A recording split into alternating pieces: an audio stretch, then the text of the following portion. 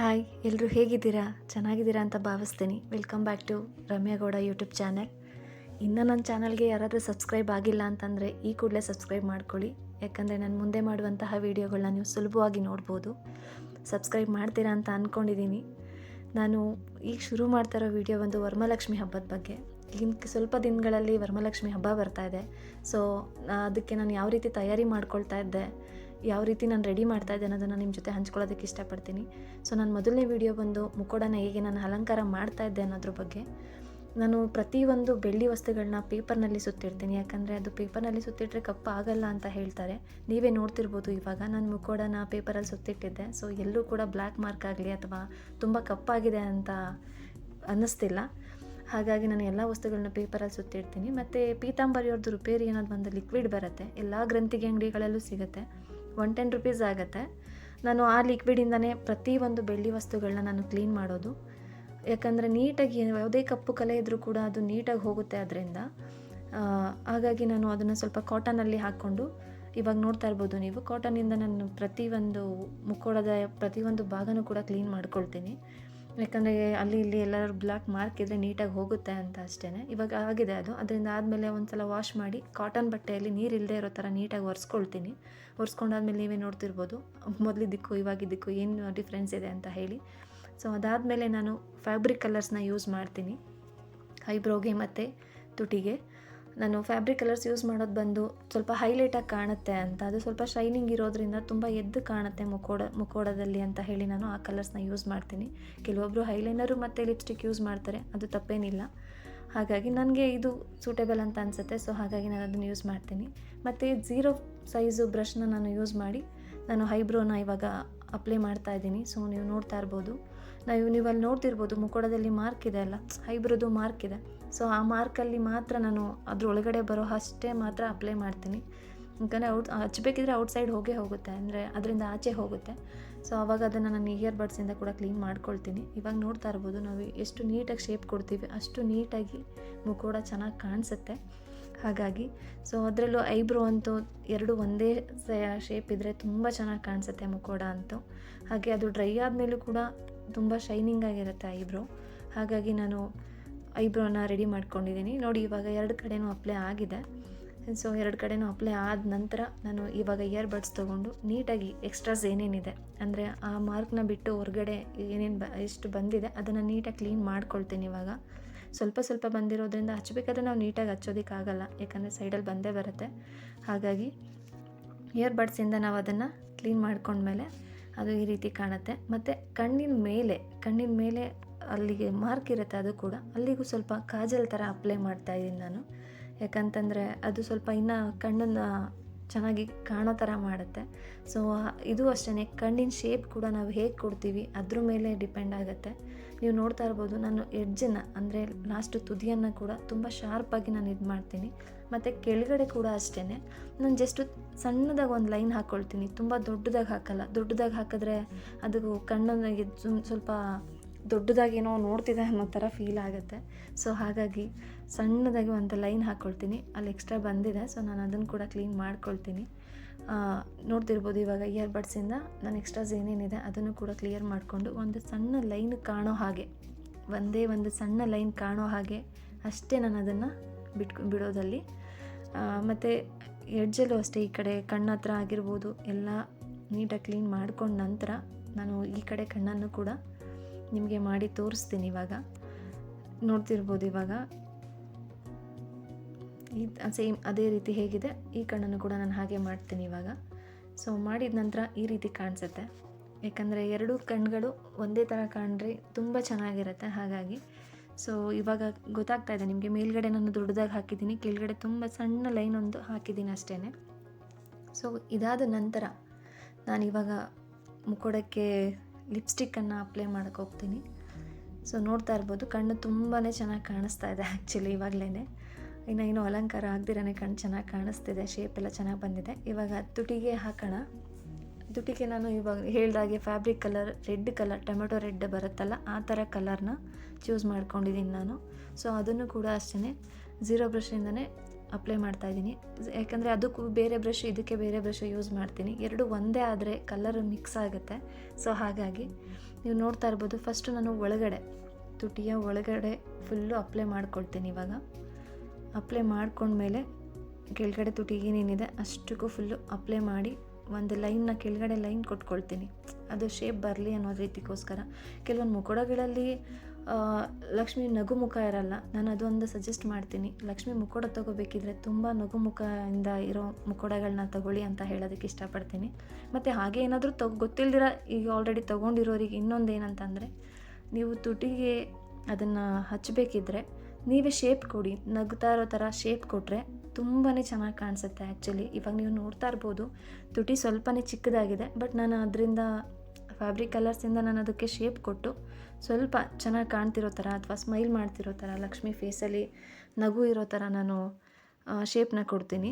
ಯಾಕಂದರೆ ತುಂಬ ಚೆನ್ನಾಗಿ ಕಾಣಿಸುತ್ತೆ. ಆವಾಗ ನಗು ಮುಖದಲ್ಲಿ ಶಾಂತ ರೀತಿಯಿಂದ ಕೂತಿರೋ ಥರ ಅನಿಸುತ್ತೆ. ಯಾರೇ ಬಂದು ನೋಡಿದ್ರೂ ಕೂಡ ತುಂಬ ಚೆನ್ನಾಗಿ ಕಾಣಿಸ್ತಿದೆ ಅನ್ನೋ ಥರ ಹೇಳ್ತಾರೆ. ಹಾಗಾಗಿ ನೀವು ನೋಡ್ತಾ ಇರ್ಬೋದು, ಇವಾಗ ಆಲ್ರೆಡಿ ನಾನು ಶೇಪ್ ಕೊಟ್ಟಿದ್ದೀನಿ.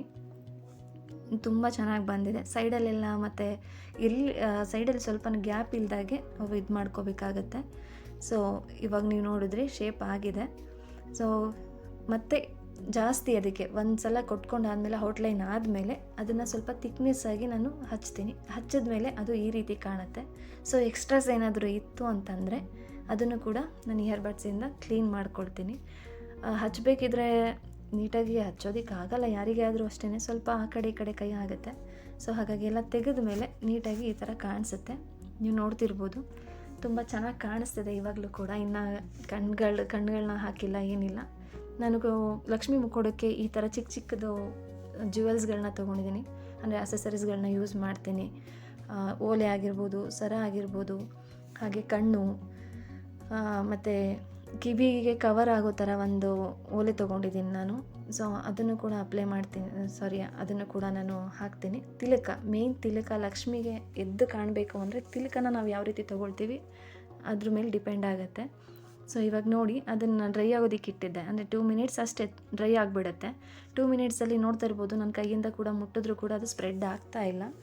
ಸೊ ತುಂಬಾ ಚೆನ್ನಾಗಿದೆ. ಹಾಗಾಗಿ ನಾನು ಇದನ್ನೆಲ್ಲ ಅಂಟಿಸೋದಕ್ಕೆ ಸ್ಟಿಕಾನ್ ಅಂತ ಹೇಳಿ ಗಮ್ ಬರುತ್ತೆ. ನೀವು ನೋಡ್ತಿರ್ಬೋದು, ರಬ್ಬರ್ ಟೈಪ್ ಇರುತ್ತೆ. ಅದು ಸ್ಟಿಕಾನ್ ಅಂತ ಬರುತ್ತೆ. ನಾನು ಅದನ್ನು ಯೂಸ್ ಮಾಡ್ತೀನಿ. ಇದು 1 ವರ್ಷ ಆದರೂ ಕೂಡ ಏನು ಡ್ರೈ ಆಗಲ್ಲ, ಗಟ್ಟಿ ಆಗಲ್ಲ, ಏನೂ ಇಲ್ಲ. ನಿಮಗೆ ಎಷ್ಟು ಬೇಕಷ್ಟು ಯೂಸ್ ಮಾಡಿ ಅದೇ ಪೇಪರಲ್ಲಿ ಎತ್ತಿಟ್ಕೊಂಡ್ರೆ 1 ವರ್ಷ ಆದರೂ ಕೂಡ ಏನೂ ಆಗಲ್ಲ, ಹಾಗೇ ಇರುತ್ತೆ ಅದು. ಹಾಗಾಗಿ ನಾನು ಕಣ್ಣಿನ ಹಿಂಭಾಗಕ್ಕೆ ನಾನು ಅದನ್ನು ಸ್ವಲ್ಪ ತೆಗೆದು ಅಂಟಿಸ್ಕೊಂಡಿದ್ದೀನಿ. ಅಂಟಿಸ್ಕೊಂಡು ಈಗ ಡೈರೆಕ್ಟಾಗಿ ನಾನು ಮುಖವಾಡಕ್ಕೆ ಅಂಟಿಸ್ತೀನಿ. ಅದು ಬೀಳಲ್ಲ ಅದು ಆ್ಯಕ್ಚುಲಿ. ಮತ್ತು ಇದರಿಂದ ಬೆಳ್ಳಿ ವಸ್ತುಗಳಿಗೆ ಯಾವುದೇ ಒಂದು ಏನೂ ಆಗಲ್ಲ, ಸ್ಕ್ರ್ಯಾಚಸ್ ಆಗಲಿ ಅಥವಾ ಏನೋ ಒಂದು ಬೆಳ್ಳಿದು ಏನೋ ಹಾಳಾಗುತ್ತೆ ಅಂತ ಹೇಳ್ತಾರಲ್ಲ, ಹಾಗೆ ಬೆಳ್ಳಿ ಕೂಡ ಏನೂ ಹಾಳಾಗಲ್ಲ. ನಾವು ಹೇಗೆ ಅಂಟಿಸಿದ್ದೀವಿ ಅದೇ ರೀತಿ ತೆಗೆದ್ರೆ ಬಂದುಬಿಡುತ್ತೆ.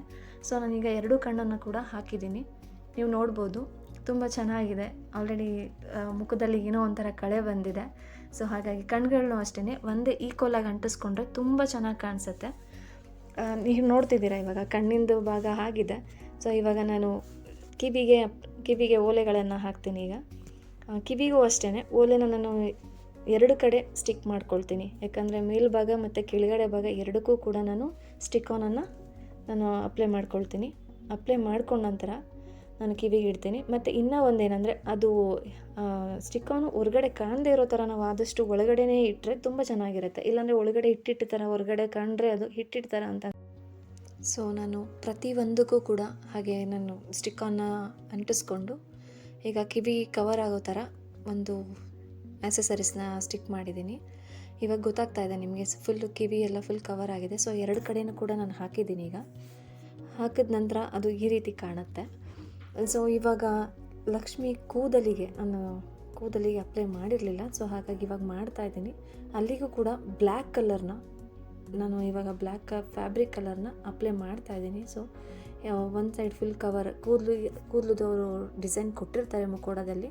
ಸೊ ಅಷ್ಟು ಕೂಡ ಕವರ್ ಆಗೋ ಥರ ನಾನು ಅಪ್ಲೈ ಮಾಡ್ತಾಯಿದ್ದೀನಿ. ಸೊ ಇದನ್ನು ಅಪ್ಲೈ ಮಾಡೋದ್ರಿಂದ ಮುಖೋಡಗಳಿಗೆ ಯಾವುದೇ ಒಂದು ಬೆಳ್ಳಿಗೆ ಏನೂ ಹಾನಿ ಆಗಲ್ಲ.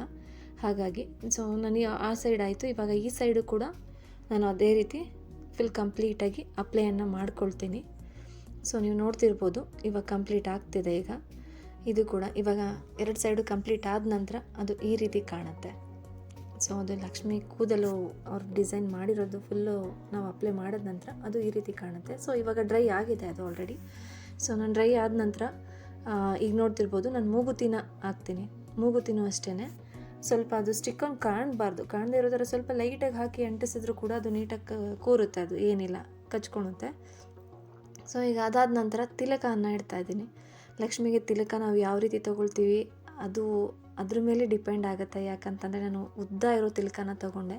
ಸೊ ಆ ತಿಲಕನೇ ಲಕ್ಷ್ಮಿ ಮುಖೋಡಕ್ಕೆ ತುಂಬ ಹೈಲೈಟಾಗಿ ಕಾಣಿಸೋದು ಅಂತಂದರೆ, ಹಾಗಾಗಿ ನೀವು ನೋಡ್ತಾ ಇರ್ಬೋದು ತಿಲಕ ಇಟ್ಟ ನಂತರ ಮುಖೋಡದಲ್ಲಿ ಲಕ್ಷಣವೇ ಒಂಥರ ತುಂಬ ಚೆನ್ನಾಗಿ ಕಾಣಿಸ್ತಾ ಇದೆ. ಹಾಗಾಗಿ ಇವಾಗ ಕುತ್ತಿಗೆ ಭಾಗಕ್ಕೂ ಅಷ್ಟೇ ಅಲ್ಲಿ ಖಾಲಿ ಇರೋದ್ರಿಂದ ನಾನು ಅದಕ್ಕೆ ಒಂದು ಚಿಕ್ಕದೊಂದು ನೆಕ್ಲೆಸ್ ಟೈಪ್ ತೊಗೊಂಡಿದ್ದೆ. ಸೊ ಅದನ್ನು ಕೂಡ ಅಂಟಿಸಿದ್ದೀನಿ. ಅಂಟಿಸಿದ ನಂತರ ಅದು ಕಂಪ್ಲೀಟಾಗಿ ಈ ರೀತಿ ಕಾಣಿಸುತ್ತೆ. ನೀವು ನೋಡ್ತಾ ಇರ್ಬೋದು ಅದು ಯಾವುದೂ ಕೂಡ ಕೆಳಗಡೆ ಬೀಳೋದಿಲ್ಲ. ಅದಕ್ಕೆ ಕೊನೆಯದಾಗಿ ನಾನು ಇವಾಗ ಕಿರೀಟವನ್ನು, ಅಂದರೆ ಲಕ್ಷ್ಮೀ ಮುಖೋಡಕ್ಕೆ ನಾನು ಕಿರೀಟವನ್ನು ತೊಗೊಂಡಿದ್ದೀನಿ.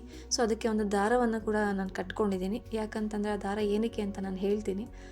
ಸೊ ಹಾಗಾಗಿ ಮೊದಲೇ ದಾರವನ್ನು ಕಟ್ಕೊಂಡು ಇವಾಗ ನಾನು ಅದರ ಹಿಂಭಾಗಕ್ಕೆ, ಅಂದರೆ ಕಿರೀಟ ಇದೆಯಲ್ಲ ಅದರ ಹಿಂಭಾಗಕ್ಕೆ ಸ್ಟಿಕಾನನ್ನು ಎಲ್ಲಿ ಬೇಕು, ಅಂದರೆ ಮುಖೋಡ ಎಲ್ಲಿಗೆ ಟಚ್ ಆಗುತ್ತೆ, ಲಕ್ಷ್ಮೀ ಮುಖೋಡದ ಕಿರೀಟ ಎಲ್ಲಿಗೆ ಟಚ್ ಆಗುತ್ತೆ ಅಲ್ಲಿಗೆ ಮಾತ್ರ ನಾನು ಸ್ಟಿಕಾನನ್ನು ಹಾಕ್ತಾಯಿದ್ದೀನಿ. ನೀವು ನೋಡ್ತಿರ್ಬೋದು. ಸೊ ಆ ಎಡ್ಜಲ್ಲಿ ಮತ್ತು ಈ ಎಡ್ಜಲ್ಲಿ ಮತ್ತು ಕೆಳಗಡೆ ಭಾಗ ಅಷ್ಟನ್ನು ಕೂಡ ನಾನು ಹಾಕಿದ್ದೀನಿ, ಆಲ್ರೆಡಿ ಸ್ಟಿಕ್ಕನ್ನು ಹಾಕಿದ್ದೀನಿ. ಹಾಕಿದ ನಂತರ ಇವಾಗ ನಾನು ಮುಖೋಡಕ್ಕೆ ನಾನು ಅದನ್ನು ಕಿರೀಟವನ್ನು ಇಡ್ತಾ ಇದ್ದೀನಿ. ನೀವು ನೋಡ್ಬೋದು ಇವಾಗ.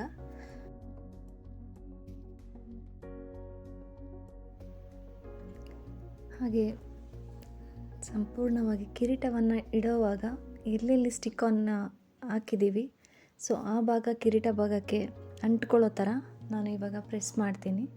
ಸೊ ಕಿರೀಟ ಮತ್ತು ಮುಖೋಡ ಎರಡನ್ನೂ ಕೂಡ ಪ್ರೆಸ್ ಮಾಡಿದ್ರೆ ಅದು ಗಟ್ಟಿಯಾಗಿ ಕೂತ್ಕೊಳ್ಳುತ್ತೆ. ಹಾಗಾಗಿ ಮತ್ತು ನಾನು ದಾರವನ್ನು ಬಿಟ್ಟಿದ್ದೆ. ಸೊ ಆ ದಾರದ ಮುಖಾಂತರ ನಾನು ಮುಖೋಡಕ್ಕೆ, ಅಂದರೆ ಮುಖೋಡದ ಹಿಂದೆ ರಿಂಗನ್ನು ಕೊಟ್ಟಿರ್ತಾರೆ, ಆ ರಿಂಗನ್ನು ಸಮೇತ ಕಿರೀಟವನ್ನು ಸೇರಿಸಿ ನಾನು ಕಟ್ತೀನಿ. ಯಾಕಂತಂದರೆ ಕಿರೀಟ ತುಂಬ ಭಾರ ಇರೋದ್ರಿಂದ ಬೀಳೋ ಚಾನ್ಸಸ್ ಇರುತ್ತೆ. ಹಾಗಾಗಿ ನಾನು ಮುಖೋಡ ಮತ್ತು ಕಿರೀಟ ಎರಡನ್ನೂ ಸೇರಿ ಆ ದಾರದ ಸಹಾಯದಿಂದ ನಾನು ಕಟ್ತೀನಿ.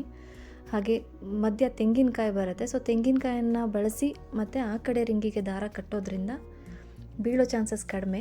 ಹಾಗಾಗಿ ನಾನು ದಾರವನ್ನು ಯೂಸ್ ಮಾಡ್ತೀನಿ. ಸೊ ನನ್ನ ವಿಡಿಯೋ ಏನಾದರೂ ನಿಮಗೆ ಇಷ್ಟ ಆಗಿದ್ದರೆ ಲೈಕ್ ಮಾಡಿ, ಶೇರ್ ಮಾಡಿ, ಕಮೆಂಟ್ ಮಾಡಿ, ಹಾಗೆ ಸಬ್ಸ್ಕ್ರೈಬ್ ಆಗೋದನ್ನು ಮರಿಬೇಡಿ. ಮುಖೋಡಕ್ಕೆ ಇನ್ನು ಕುಂಕುಮ ಮತ್ತು ಅರಿಶಿನವನ್ನು ಹಚ್ಚಿದರೆ ಲಕ್ಷ್ಮಿಯ ಲಕ್ಷಣ ಇನ್ನೂ ತುಂಬ ಮುದ್ದಾಗಿ ಕಾಣುತ್ತೆ ಅಂತ ಹೇಳ್ಬೋದು. ಸೊ ನಾನು ಈ ವಿಡಿಯೋದಲ್ಲಿ ಏನಾದರೂ ತಪ್ಪಾಗಿ ಮಾತಾಡಿದರೆ ಕ್ಷಮೆ ಇರಲಿ. ಹಾಗೆ ಮುಂದಿನ ವಿಡಿಯೋದಲ್ಲಿ ಸಿಗೋಣ. ರಾಯರು ಎಲ್ರಿಗೂ ಒಳ್ಳೇದು ಮಾಡಲಿ. Thank you.